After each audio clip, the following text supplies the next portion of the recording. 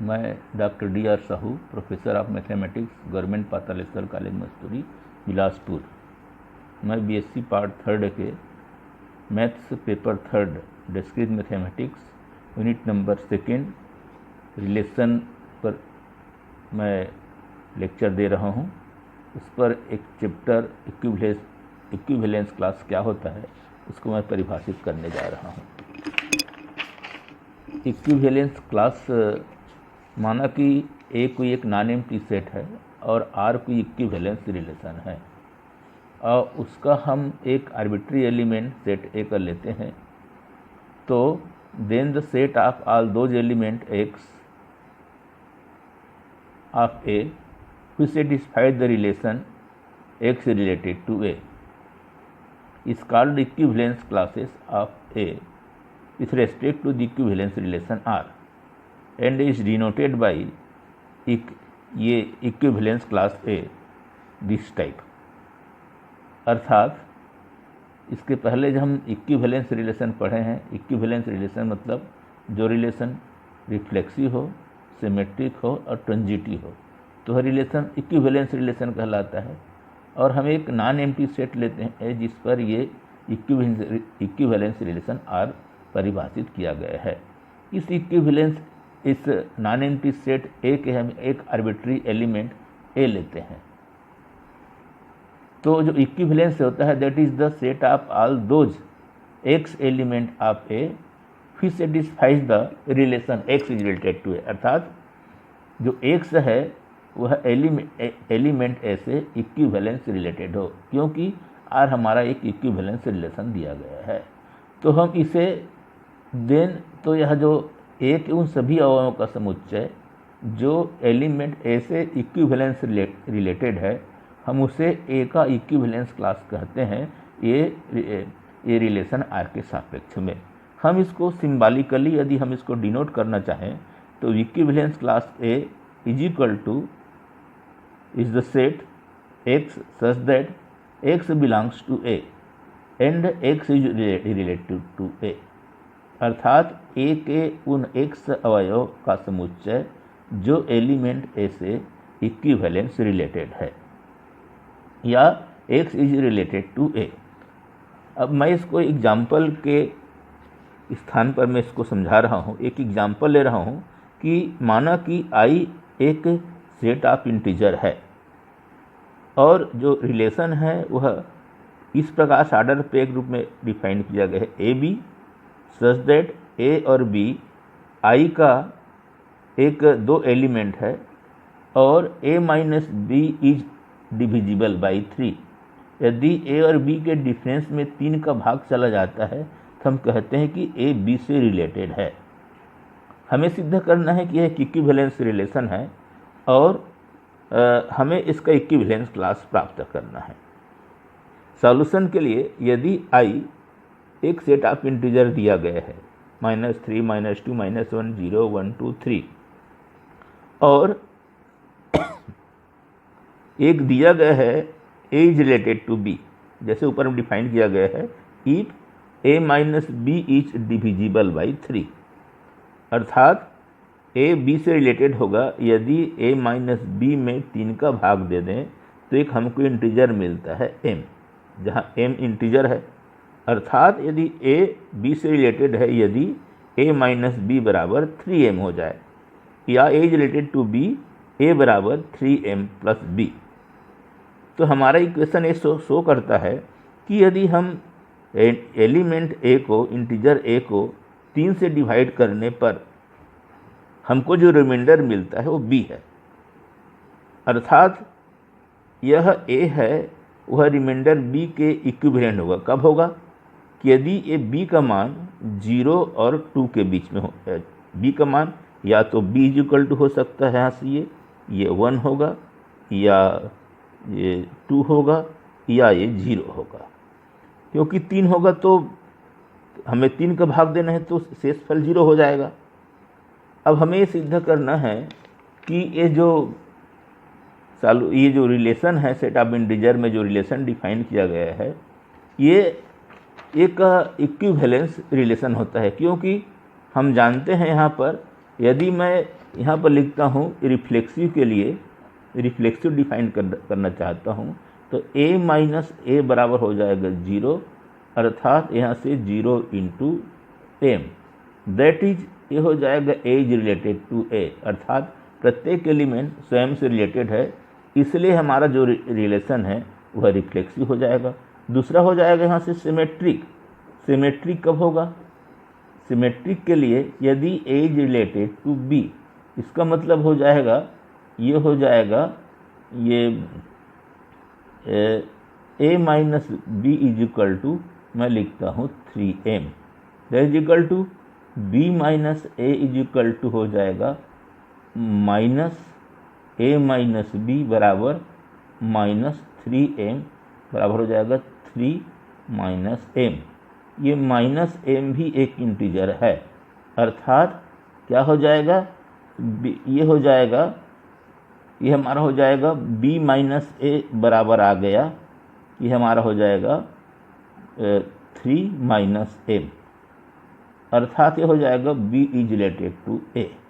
अर्थात यदि a b से रिलेटेड है तो यहाँ पर इस जो रिलेशन होता है वह b a से भी रिलेटेड हो जाता है, अर्थात हमारा जो ये जो रिलेशन है और सिमेट्रिक भी हो जाएगा।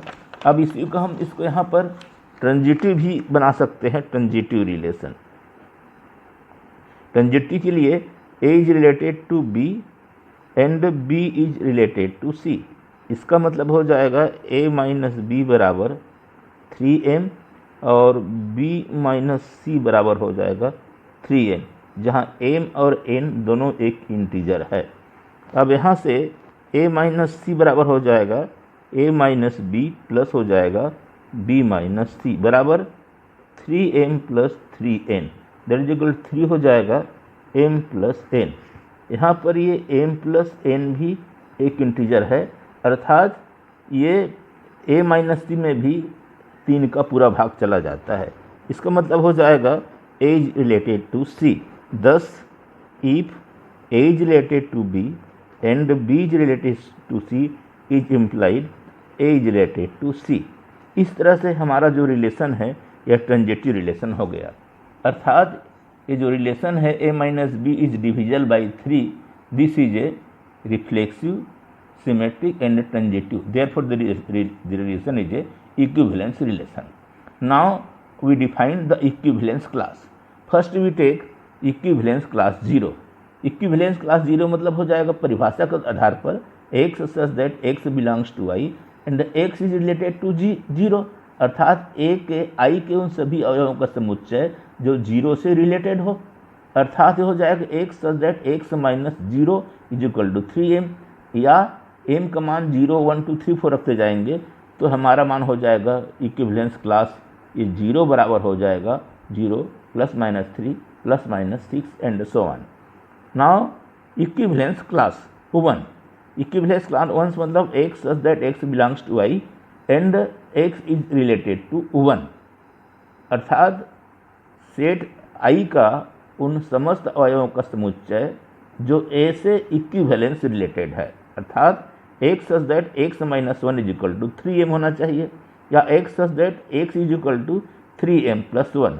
अब x का मान एक बार 0 रखोगे तो हो जाएगा 1 हो जाएगा, 1 रखोगे तो हो जाएगा 4 हो जाएगा, 2 रखोगे तो हो जाएगा 7, 3 रखोगे तो हो जाएगा 10, माइनस 1 रखोगे तो माइनस 2, माइनस 2 रखोगे तो माइनस 5। इस प्रकार से हमको ये इक्विवेलेंस क्लास ये 1 मिल गया। उसी प्रकार से इक्विवेलेंस क्लास 2, इक्विवेलेंस क्लास 2 में क्या हो जाएगा, यहाँ से हम देख रहे हैं कि x such that x belongs to i and x is related to 2, अर्थात a के उन i के उन समस्त अवयवों का समुच्चय 2 से इक्विवेलेंस रिलेटेड है यहाँ, अर्थात x minus 2 is equal to 3m, या हम इसको ऐसे लिख सकते हैं x such that x is equal to 3m plus 2। इसलिए इक्विवेलेंस क्लास 2 का मान हो जाएगा यहाँ से ये मैं लिख रहा हूँ, यहाँ से 0 रखता हूँ तो हो जाएगा यहाँ से 2 हो जाएगा, 1 रखूँगा तो हो जाएगा 5, 2 रखूँगा हो जाएगा 8, 3 रखूँगा हो जाएगा 11। इस प्रकार से इधर माइनस 1 रखने पर हो जाएगा -1, ये हो जाएगा -4, ये हो जाएगा -7। इस प्रकार से इस प्रकार से हमारे पास, यदि मैं यहाँ पर इक्विवेलेंस क्लास 3 लेता हूँ तो 3 में वही मिलेगा, एलिमेंट मिलेगा जो 0 में मिल रहा है। उसके बाद मैं 4 कर लूँगा तो 4 में चूँकि ये इसमें 1 में बिलोंग कर रहा है तो 4 का इक्विवेलेंस क्लास वही मिलेगा जो 1 का मिल रहा है। 7 का इक्विवेलेंस क्लास वही मिलेगा जो 1 का मिल रहा है, क्योंकि ये सभी एलिमेंट इसमें बिलोंग कर रहे हैं। इसके अंदर के जितने भी एलिमेंट है उसका जो इक्विवेलेंस क्लास होगा सभी 1 के बराबर होगा। उसी प्रकार से ये जो इक्विवेलेंस क्लास 2 के अंदर जितने भी एलिमेंट है, यदि सभी का हम इक्विवेलेंस क्लास लेंगे तो इक्विवेलेंस क्लास 2 के बराबर होगा। इस तरह से हम देख रहे हैं कि इक्विवेलेंस क्लास 0 बराबर इक्विवेलेंस क्लास 3 बराबर इक्विवेलेंस क्लास 6 बराबर इक्विवेलेंस क्लास -3। दूसरा, इक्विवेलेंस क्लास 1 बराबर इक्विवेलेंस क्लास 2 बराबर -2 बराबर -5, और इक्विवेलेंस क्लास 2 बराबर equivalence class 5, equivalence class 8, equivalence class -1, equivalence -4।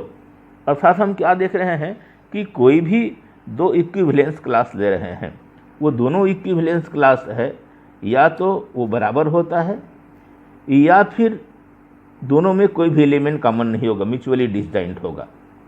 अब हम ये भी देख रहे हैं कि यहाँ पर जो ये देख रहे हैं कि ये equivalence class 0 union equivalence class 1 बराबर ये equivalence class 2 union equivalence class 2 बराबर हो जाएगा, इसमें ये हो जाएगा -3 -2 -1 0 1 2 3, ये हो जाएगा। अर्थात ये इंटीजर i के बराबर होगा। अर्थात जो 3 डिफरेंट इक्विवेलेंस क्लासेस है उसका जो यूनियन है वो किसके बराबर होता है, वह इंटीजर i के बराबर हो जाता है।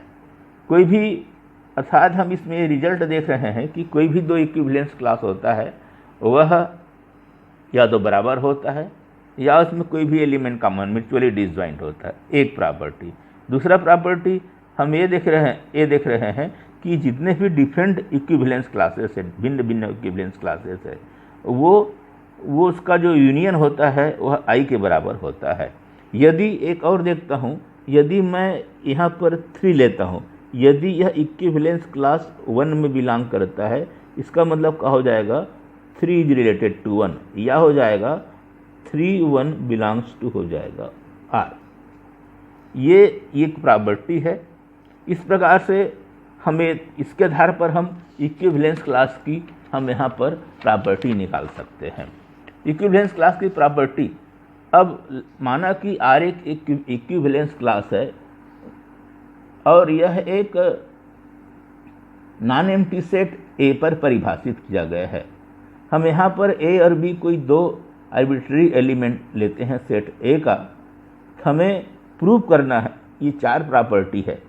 पहला, A belongs to equivalence class A, अर्थात कोई भी जो इक्विवेलेंस क्लास होता है वह नॉन एम्प्टी होता है। दूसरा, यदि B इक्विवेलेंस क्लास A में बिलोंग करता है तो इक्विवेलेंस क्लास B बराबर ये इक्विवेलेंस क्लास A होता है।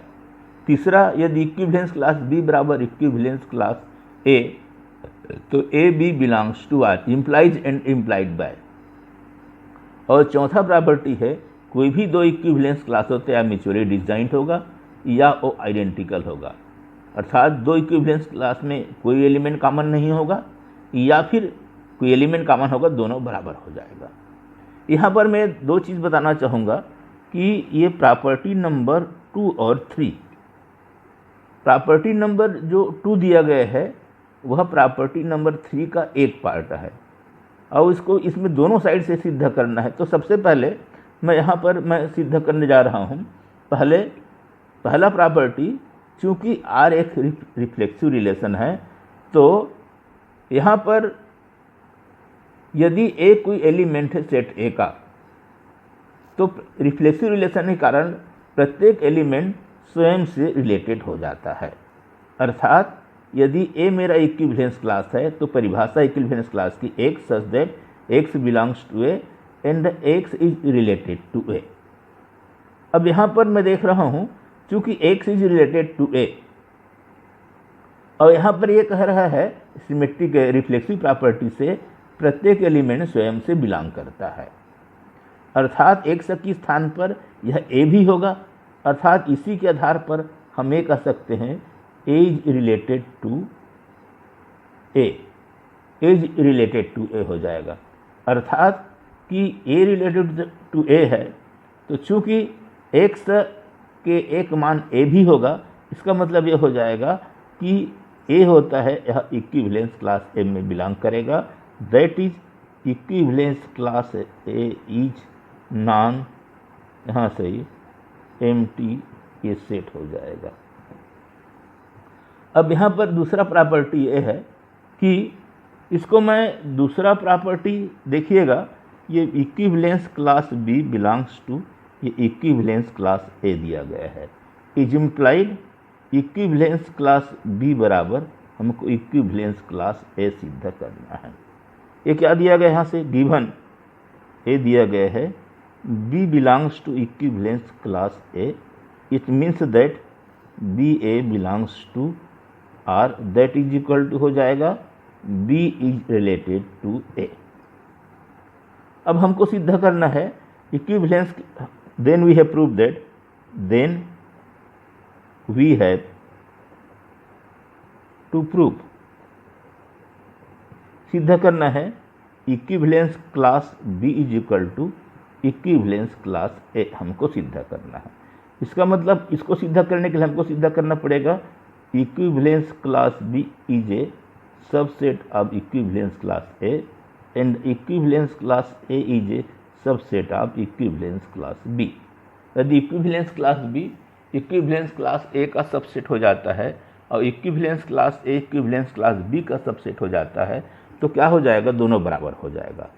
तो सबसे पहले मैं इसको सिद्ध करने के लिए let x be any arbitrary element of equivalence class b, that is x belongs to, ये हो जाएगा इक्विवेलेंस क्लास बी। इसका मतलब हो जाएगा x b belongs to r, it means that x is related to b and given आपको दिया गया, हमको दिया गया है दिया गया है बी इज रिलेटेड टू ए, अर्थात x is related to b and b is related to a, then by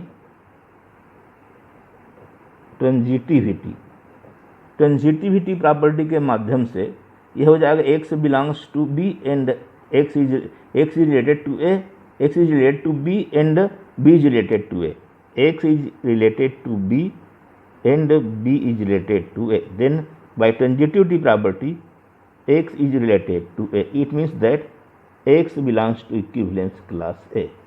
इस प्रकार से क्या देख रहे हैं, यदि x इक्विवेलेंस क्लास B में बिलोंग करता है, is implied x belongs to equivalence class A।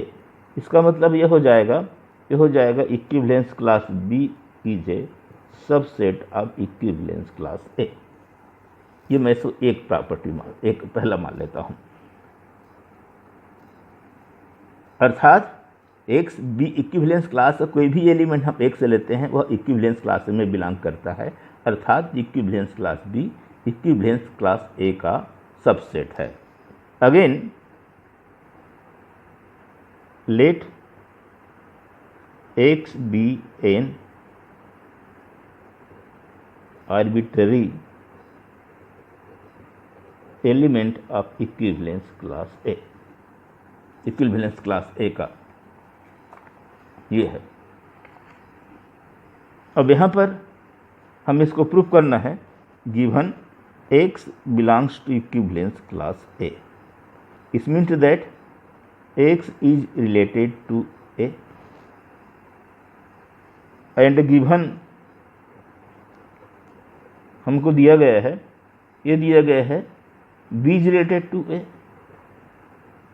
इसको मैं बाय सिमेट्रिक प्रॉपर्टी इसको मैं लिख सकता हूँ A is related to B by symmetric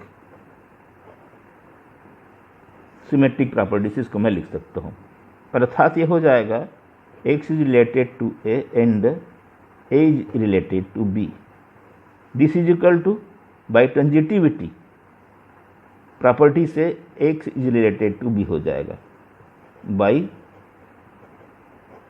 transitivity, अर्थात ये हो जाएगा एक्स बिलोंग्स टू बी। इस तरह से हम देख रहे हैं यदि एक्स है इक्विवेलेंस क्लास ए में बिलोंग करता है तो ये एक्स है इक्विवेलेंस क्लास बी में बिलोंग करता है, अर्थात इक्विवेलेंस क्लास ए का जितने भी एलिमेंट है सब इक्विवेलेंस क्लास बी में बिलोंग करता है। इसका मतलब हो जाएगा equivalence class A is a subset of equivalence class B, ये द्वारा दूसरा property. Then from 1 and 2, then from 1 and 2 ये हो जाएगा इक्विवेलेंस क्लास ए बराबर हो जाएगा ए इक्विवेलेंस क्लास बी। इस तरह से हम देख रहे हैं कि यदि कोई भी एलिमेंट बी है, यदि इक्विवेलेंस क्लास ए में बिलोंग करता है तो इक्विवेलेंस क्लास बी बराबर इक्विवेलेंस क्लास ए। अब यहाँ पर क्या देख रहे हैं, ये हमारा ये प्रॉपर्टी नंबर सेकेंड प्रूफ हो गया। प्रॉपर्टी नंबर थर्ड से ये इक्विवेलेंस क्लास ए बराबर equivalence class B, then A B belongs to R, अर्थात A is related to B दिया गया है। यदि A is related to B that is equal to A belongs to B, इसका मतलब क्या हो जाएगा, हमको इधर से क्या सिद्ध करना है, इधर से हमको ये सिद्ध करना है। ये हम यहाँ से पहले प्रूव कर चुके हैं, A is related to B then equivalence class A बराबर इक्विवेलेंस क्लास बी, ये हमने सिद्ध कर दिया। ये प्रॉपर्टी सिद्ध होगा। तो हमको एक बार इसमें इतना ही सिद्ध करना है, यदि यहाँ से तीसरा प्रॉपर्टी में हमको एक ही चीज़ सिद्ध करना है, ये तीसरा प्रॉपर्टी का एक आधा इसका प्रूफ गया। यदि ये दोनों यदि आपको क्या दिया गया है, यदि ए रिलेटेड टू बी दिया गया है तो ए इक्विवेलेंस क्लास ए बराबर इक्विवेलेंस क्लास बी सिद्ध हो गया। अब हमको क्या सिद्ध करना है, इफ यहाँ से इक्विवेलेंस क्लास ए बराबर इक्विवेलेंस क्लास बी ये गिवन, देन हमको सिद्ध करना है A is related to B, A is related to B सिद्ध करना है। We know that from property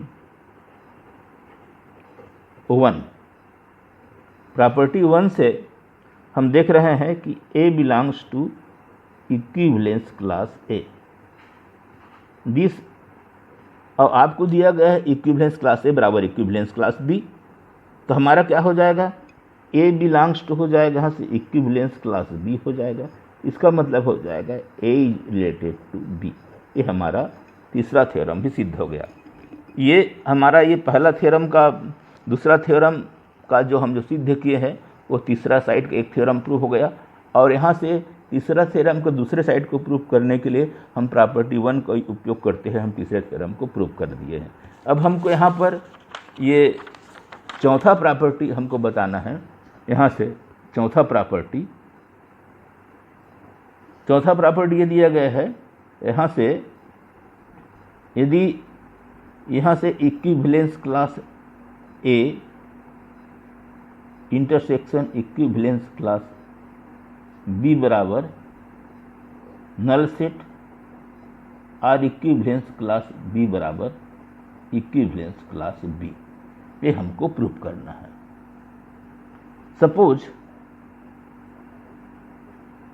suppose equivalence class A intersection equivalence class B is equal to null set, then our theorem is proved.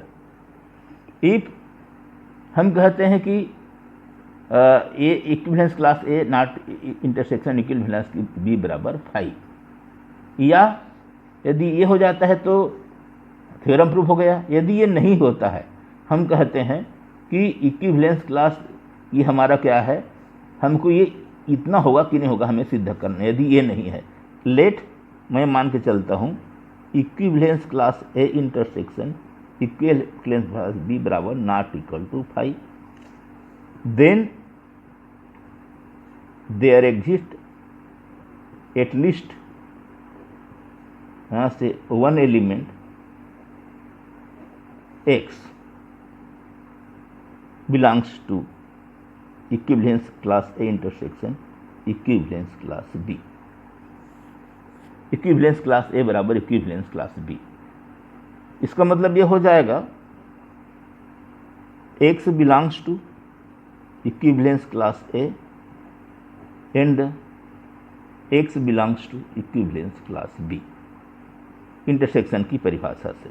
इसका मतलब हो जाएगा x is related to A and x is related to B.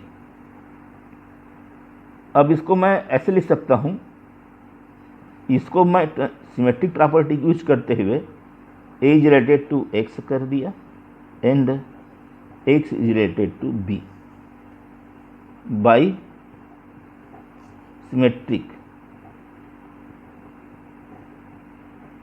Symmetric property से हमने इसको सिद्ध कर दिया। अब यहाँ पर यह हो जाएगा by transitivity a is related to x and x is related to b, तो ये हो जाएगा a is related to b। यदि a इज रिलेटेड तो हो जाएगा a b belongs to r, then by theorem number 2 ये हो जाएगा इक्विवेलेंस क्लास a बराबर इक्विवेलेंस क्लास b। अर्थात यदि हमारा ये नल सेट नहीं है, इंटरसेक्शन है, तो दोनों सेट क्या हो जाता है, ये बराबर हो जाता है, तो हमारा प्रॉपर्टी नंबर ये 4 सिद्ध हो गया। अब इसके बाद मैं पार्टीशन बता रहा हूँ। पार्टीशन क्या होता है? पार्टीशन ये भी एक प्रॉपर्टी है। इक्विवेलेंस क्लास की प्रॉपर्टी को समझाने के बाद हम आ जाते हैं पार्टीशन पे। पार्टीशन को समझने के लिए पहले इसको हम डेफिनेशन देख लेते हैं। Let x be a non empty set, यदि एक्स कोई एक नॉन एम्प्टी सेट है और and let A be a collection P, एक कलेक्शन पी लेते हैं, कलेक्शन पी लेते हैं A1 A2 A3 up to N आप non empty subsets of x. ये A1 A2 A3 सभी जो दिया गया है एक्स के, ये सेट एक्स के नॉन एम्प्टी सेट है, is called partition of x. तो जो दिया गया है, ये जो दिया गया है, ये हमारा ये एक्स का पार्टीशन कहलाएगा। कब कहलाएगा पार्टीशन? जितने भी ये जो सेट सबसेट्स दिया गया है, किसके सबसेट्स है? ये एक्स के सबसेट्स है और सभी नॉन एम्प्टी सेट है। यदि सभी का यूनियन यदि एक्स के बराबर हो जाता है तो हम एक प्रॉपर्टी, और दूसरा यदि ए आई हम इसमें का दो कोई सबसेट लेते हैं एक्स का, A I not equal to A J, then A I intersection A J बराबर नल सेट। यदि इसमें से कोई भी दो सबसेट लेते हैं, यदि दोनों बराबर नहीं हैं तो अर्थात उसमें कोई भी एलिमेंट कॉमन नहीं होगा, उसका जो इंटरसेक्शन होता है नल सेट होना चाहिए। अर्थात वो प्रत्येक डिस्टिंक्ट एलिमेंट है, उसका जो इंटरसेक्शन होगा वह नल सेट होगा। अर्थात आपस में कोई भी एलिमेंट कॉमन नहीं होगा, उसका जो यूनियन है, सभी का यूनियन है, वह सेट एक्स के बराबर होगा। और जितने भी सबसेट्स है सभी नॉन एम्प्टी सबसेट है, तो ये हमारा जो कलेक्शन पी दिया गया है वह सेट एक्स के सबसेट्स का जो हम एक सेट लेते हैं, ये क्या कहलाता है? एक्स का पार्टीशन कहलाता है। इसको एग्जाम्पल समझाने के लिए बहुत सारे एग्जाम्पल्स है। Let I be the set of the integers, यदि क्या दिया गया है आई सेट ऑफ इंटीजर लेते हैं और ए बी आई का कोई दो एलिमेंट है और A is related to A minus B is divisible by 3। इसके पहले मैंने एक एग्जाम्पल लिया है इक्विवेलेंस क्लास के एग्जाम्पल में कि यदि A related to B it means that A minus B is divisible by 3, अर्थात ए माइनस बी बराबर 3 अर्थात A is congruent to B modulo 3। तब यहाँ पर तीन इक्विवेलेंस डिफरेंट हमको तीन इक्विवेलेंस क्लास मिलता है। ये 0 मिलता है, ये 1 मिलता है और ये 2 मिलता है। अब हम यहाँ पर क्या देखते हैं कि जो equivalence class 1 union equivalence class 2 union ये non empty subset A1 union A2 union A3 बराबर हमारा I मिल जाता है। अर्थात ये क्या मिल जाएगा यहाँ से? ये -3 -2 -1 0 1 2 ये हमारा मिल जाता है। ये देख रहे हैं, ये देखो A1 इंटरसेक्शन यहाँ से A2 is null set, A2 intersection A3 is also null set, A1 intersection A3 is also null set. मतलब ये तीनों आपस में कहीं पर भी कोई भी एलिमेंट कॉमन नहीं है, ये सभी नॉन एम्प्टी सेट है और उसका जो यूनियन होता है वो किसका होता है, सेट ऑफ इंटीजर i के बराबर होता है, जिसका हमने पार्टीशन किया गया है।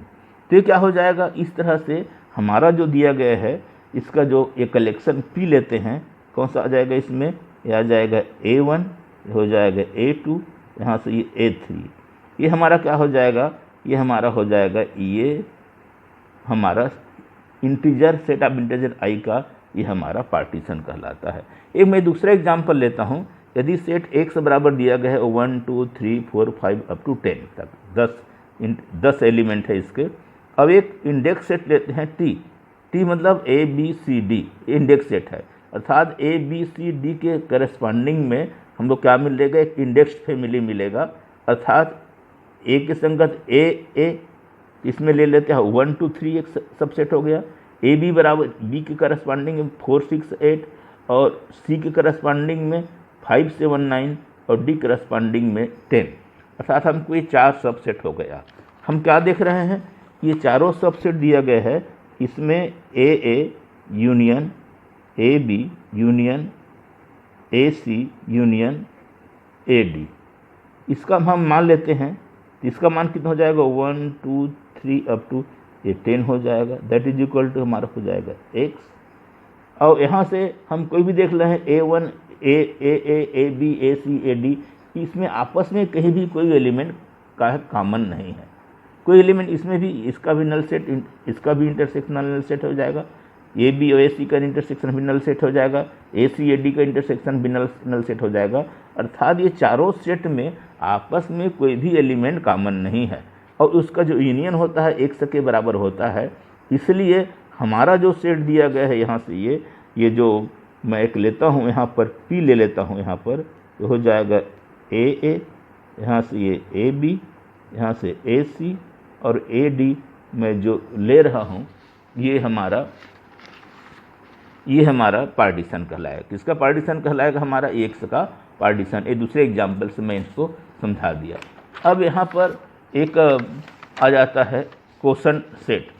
क्वोशंट सेट को समझाने के लिए माना कि एक्स कोई एक नॉन एम्प्टी सेट है और आर कोई इक्विवेलेंस रिलेशन है जो सेट एक्स पर डिफाइन किया गया है। Let x be a non empty set and R be equivalence relation defined in the set x, then family consisting of all the distinct equivalence classes।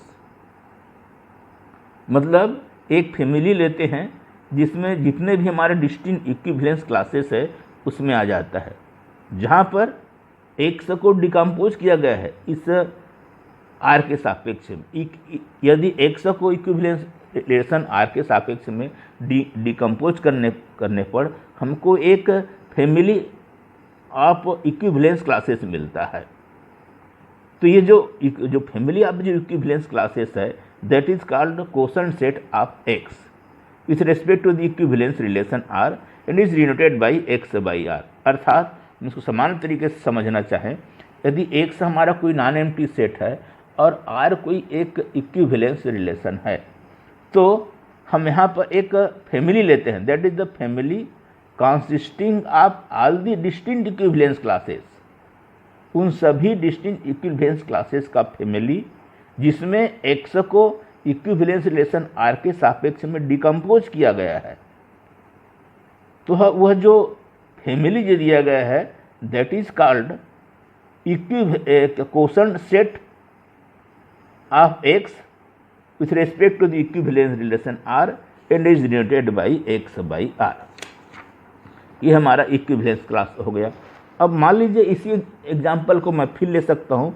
मान लीजिए set आई दिया गया, यहाँ से ये इंटीजर दिया गया है -3 -2 -1 0 1 2 3, इस प्रकार से। यहाँ से ए इज रिलेटेड टू बी एक इक्विवेलेंस रिलेशन है।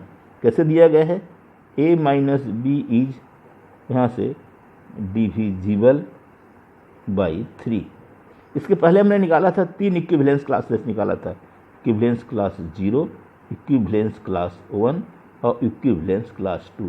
ये 3 डिफरेंट इक्विवेलेंस क्लासेस मिलता है। यहाँ पर यदि मैं क्वोशंट सेट को मैं डिफाइन करना चाहूँ किसका, आई का, तो हो जाएगा आई बाई हो जाएगा आर।